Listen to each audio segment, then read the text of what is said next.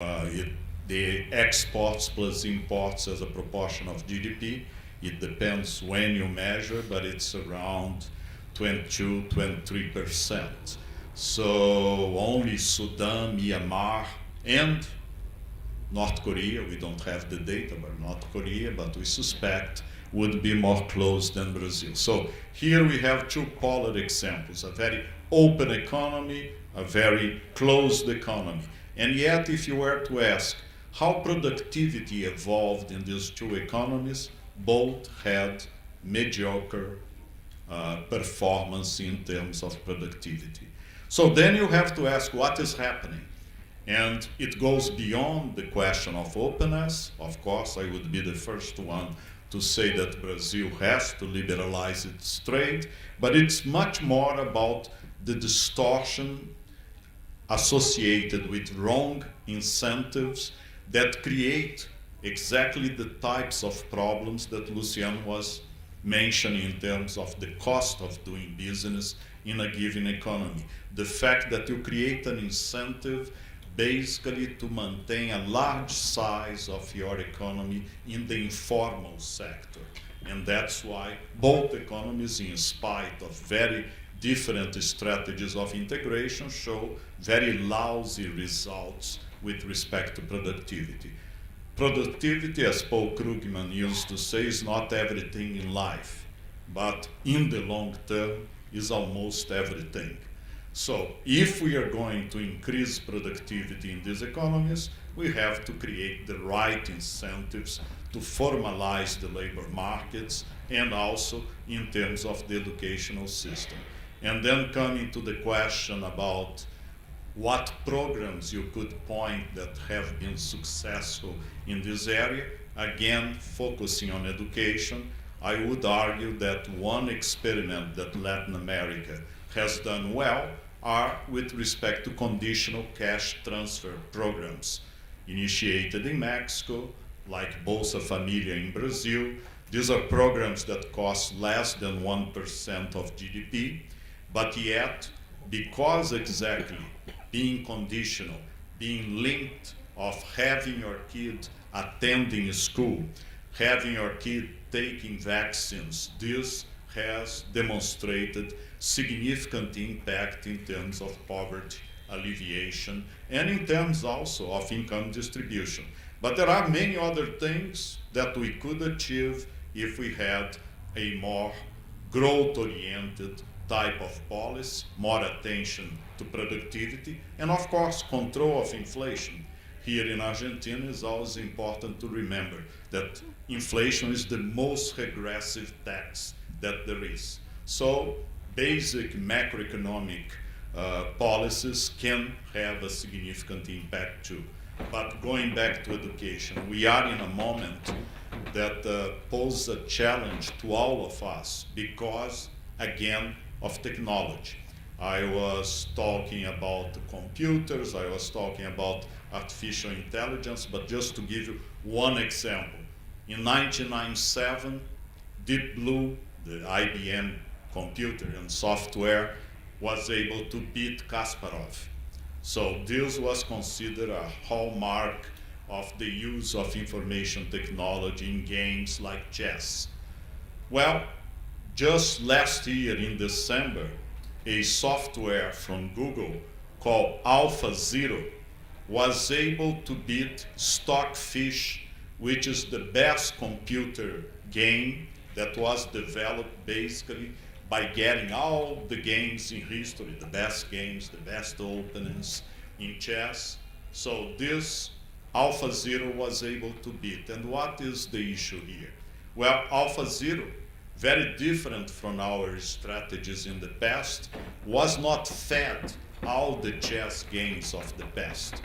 It is based on artificial intelligence and learning by doing. So AlphaZero basically was taught the chess rules and began to play against itself. And do you know how much time it needed to become more powerful than the top software for chess games in the world? 4 hours. in 4 hours playing against itself, in 100 games, it won, I don't remember exactly, I guess something like 26, and tied 74 games with Stockfish. Why I'm mentioning this? Because on top of all these challenges that we have with respect to sustainable development goals, the artificial intelligence revolution is going to pose for everybody, not only developing countries, major challenge with respect to the labor market, and this is coming. And how the educational systems around the world are going to adapt to this is an additional issue. Thank you so much. You made a very important point. I'm going to underline only two, the importance of implementation, that I think is a key issue, especially for Latin America, and writing centers. I think that it's very important. So now, Max. Thank you.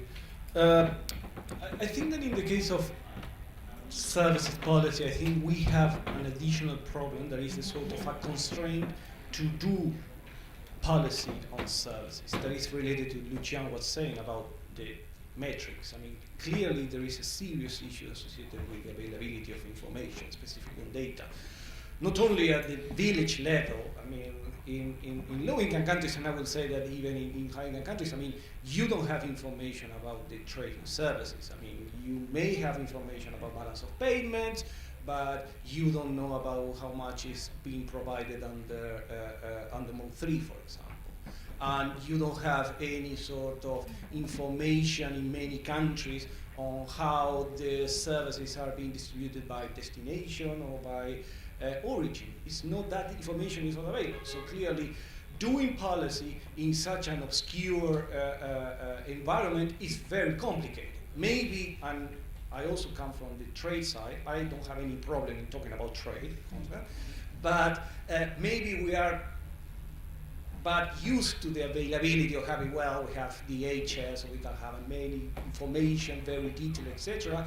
So, and it's the problem in many other disciplines. But clearly, that is a major constraint to do policy.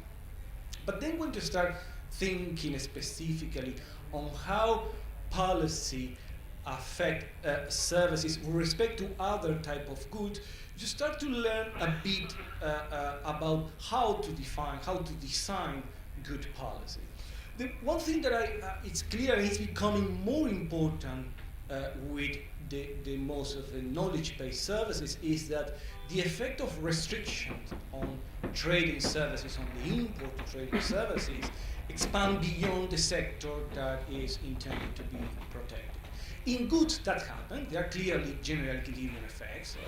That happen, but in services that is stronger. So if you're thinking about restrictions on or data policies, data requirements, privacy, etc., that goes not only to the ICT sector, but it goes to every other services and also to any other manufacturing.